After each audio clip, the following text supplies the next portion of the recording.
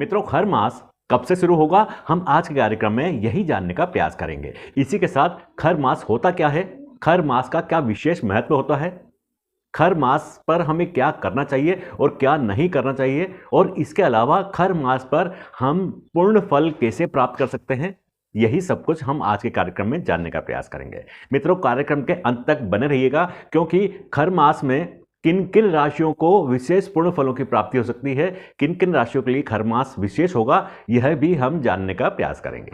तो चलिए मित्रों, चलते हैं और खर मास होता क्या है और खर मास कब से आरंभ होगा, यह जानने का प्रयास करते हैं।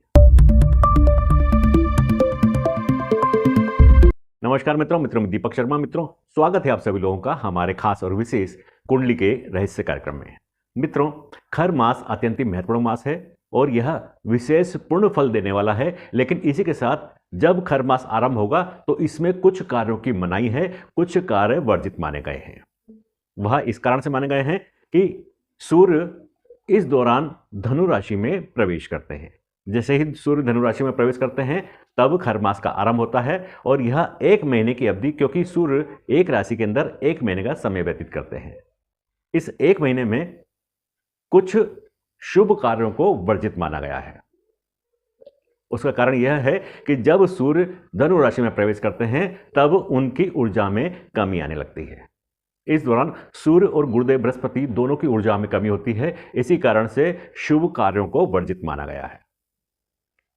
अब इस वर्ष खर मास कब से आरंभ होगा? मित्रों, यह जो मास है यह पौष मास है, और पौष मास में सूर्य 16 दिसंबर को धनु राशि में प्रवेश करेंगे। इसलिए इसे पौष खर मास कहा जाता है। यह 14 जनवरी 2026 तक धनु राशि में रहेंगे। उसके बाद यह मकर राशि में प्रवेश करेंगे। इस समय जब सूर्य धनु राशि में प्रवेश करेंगे तो यह धनु संक्रांति 1 महीने की होगी, और जैसे ही सूर्य मकर राशि में प्रवेश करेंगे मकर संक्रांति का पर्व मनाया जाएगा, और 14 जनवरी के बाद खर मास समाप्त होगा, और उसके बाद आप सभी प्रकार के शुभ कार्य कर सकते हैं। अब इस दौरान शुभ कार्य कौन कौन से हैं जो हम नहीं कर सकते? कोई भी मांगलिक कार्य, विवाह आदि इस दौरान वर्जित है। गृह प्रवेश इस दौरान वर्जित है। मुंडन संस्कार इस दौरान वर्जित है। सभी प्रकार के मांगलिक कार्य या कोई शुभ नया कार्य इस दौरान हम नहीं कर सकते।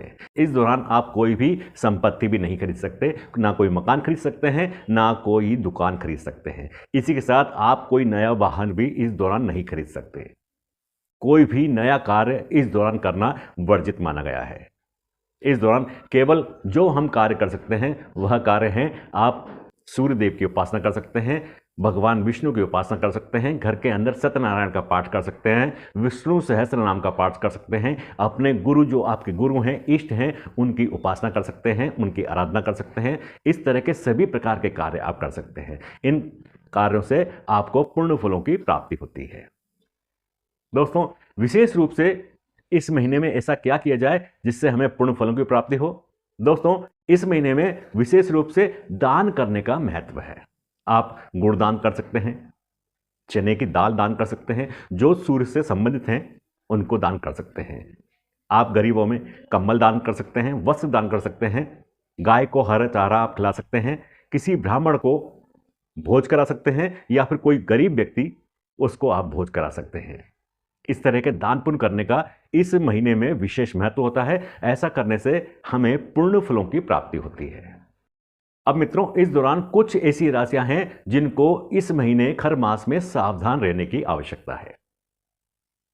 वह राशि है मेष राशि, कर्क राशि, कन्या राशि और मकर राशि। इन 4 राशियों को इस खर मास के अंदर विशेष रूप से सावधानी रखनी है। कोई भी आपको नई खरीदारी नहीं करनी है, कोई भी नया व्यापार आरंभ नहीं करना है, कोई भी नई वस्तु खरीदनी नहीं है, किसी भी संस्कार में या मांगलिक कार्य में आपको शामिल नहीं होना है, और ना ही कोई ऐसा कार्य घर पर करवाना है।